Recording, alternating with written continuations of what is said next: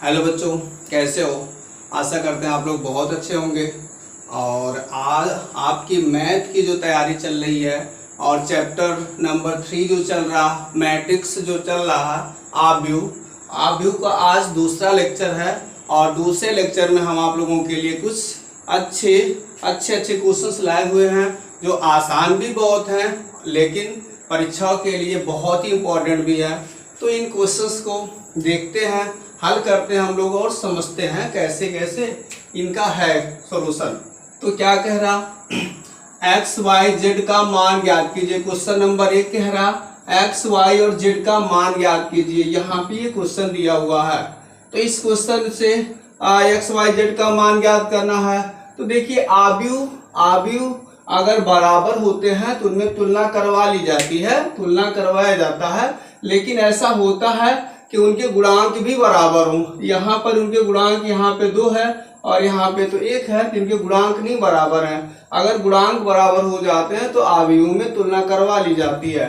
तो पहले गुणांक को बराबर कर लेते हैं। ये 3 है और ये 4 है, ये x है, ये y है, ऐसे इसको लिख दिया। और इसके बाद 2 को अंदर कर दिया, 2 का गुणा 1.5 से करेंगे तो क्या बन जाएगा, 1.5 का दुगुना करेंगे तो 3 आएगा, 3.0 कह सकते हैं, 3.0 हो जाएगा। और 2 का गुणा 1 से करवाएंगे तो 2 × 9 2 बन जाएगा। इसी तरह 2 का z से भी होगा तो 2z बनेगा और 2 का 1 से होगा तो 2 × 9 2 बन जाएगा। अब इनके गुणांक देखिए बराबर हो गए। अब गुणांक बराबर हो गए, तुलना कर सकते हैं। तुलना करने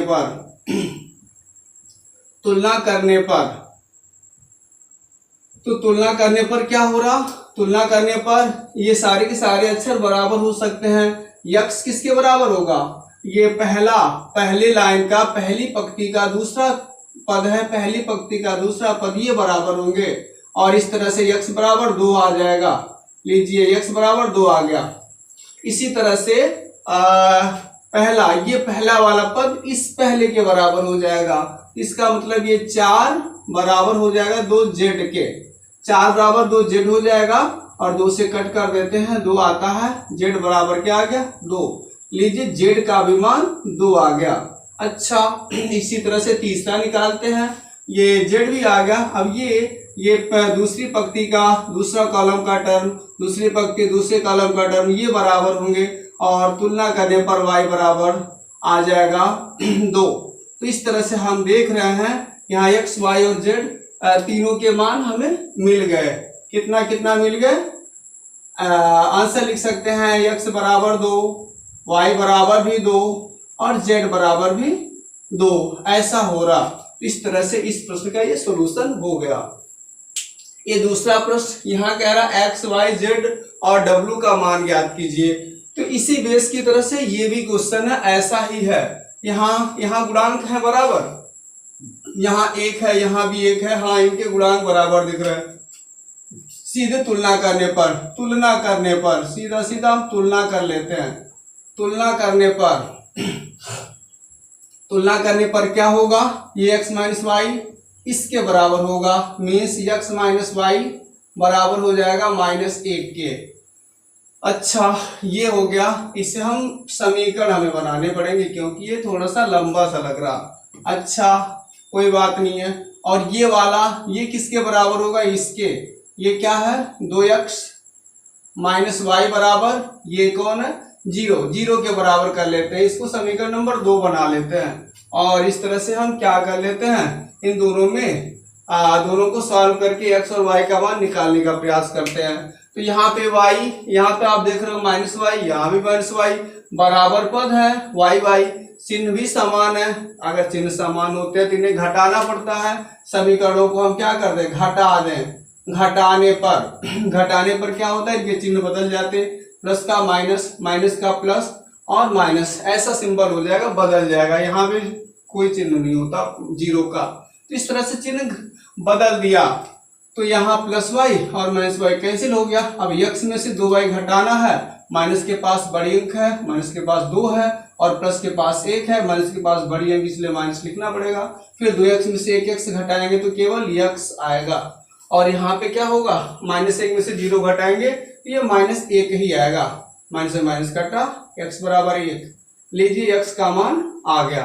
अब x का मान आ गया, x का मान इसमें रख के y का भी मान निकाल सकते हैं। आता है x माइनस वाई बराबर -1 में -1 - y बराबर -1, x का मान रख दिया। अब यहाँ -y रख लिया। अब ये -1 है, -1 इधर जाएगा +1 हो जाएगा, -y बराबर ये 0 या y = 0। तो इस तरह से आपको क्या मिला, y बराबर 0 आ गया। अच्छा, y का मान 0 आ गया तो इस तरह से हमें दो मान तो निकल चुके, दो मान तो मिल चुके, बाकी अगले मान निकालने हैं। इनकी तुलना करवा लेते हैं। ठीक है, इसी प्रकार क्या हो जाएगा, इसी प्रकार हो जाएगा 2x + z, 2x + z बराबर हो जाएगा 5, ऐसा बनेगा। या 2 × x का मान क्या है 1 रख लेते हैं, प्लस z बराबर हो जाएगा 5, 2 का नाम 2 प्लस z बराबर हो जाएगा 5, या z बराबर 5, ये +2 उधर जाएगा तो माइनस हो जाएगा -2, z बराबर आया 3। तो इस तरह से z का भी मान आ गया, हमें z का भी मान निकल गया। अब हमें किसका मान चाहिए, w का। तो w का मान इससे कंपेयर करवा के निकाल सकते हैं। तो पुनः क्या हो जाएगा, पुनः कंपैरिजन करने पर, अब मेरा ये नीचे जगह नहीं है इसलिए मैं बगल में लिखता जा रहा हूं, लेकिन आप अपनी कॉपी में क्या करेंगे, सीधे बाय सीधे इसके नीचे ये लिखेंगे और इसके जस्ट नीचे आगे से अगले पेज तक पहुंचते जाएंगे, ऐसा करना होगा। पुनः तुलना करने पर क्या होगा, ये 3z प्लस w बराबर 13 हो गया। तो ये क्या हो जाएगा 3 और z का मान 3 है, प्लस w बराबर 13 हो गया, 3 × 3 = 9 प्लस w बराबर 13 हुआ, ऐसा बन जाएगा। इसके बाद से क्या होगा, w को हम यहीं रख लेते हैं अगर, तो ये क्या बन जाएगा, ये 13 हुआ और प्लस 9 जाएगा -9 होगा, w बराबर आ गया 4। तो 13 में से 9 से 4 बचेगा। तो आप आंसर लिख देंगे x बराबर 1, y बराबर 0, z बराबर 3, w बराबर 4। इस तरह से ये क्वेश्चंस का सॉल्यूशन हो गया। और ये जो क्वेश्चंस मैं दिया हूँ ये आपका होमवर्क रहेगा और इस होमवर्क को आपको करना होगा। क्या लिखा हुआ क्वेश्चन, a = 2, 3 और 4, 2, यहाँ ये 2 है, ये 4 है, ये 3 है, ये 4, 2 है। और इस तरह से b = क्या दिया हुआ 1, 3 और -2, 5, इस तरह से ये दिया हुआ है। इस दोनों अवयवों का आपको योगफल बताना है। तो आशा करते हैं कि आप इसको जरूर लगा के दिखाएंगे, इसका आंसर देंगे और ये चीजें, ये जो क्वेश्चंस का एक्सप्लेन रहा आप अच्छे से समझे भी होंगे।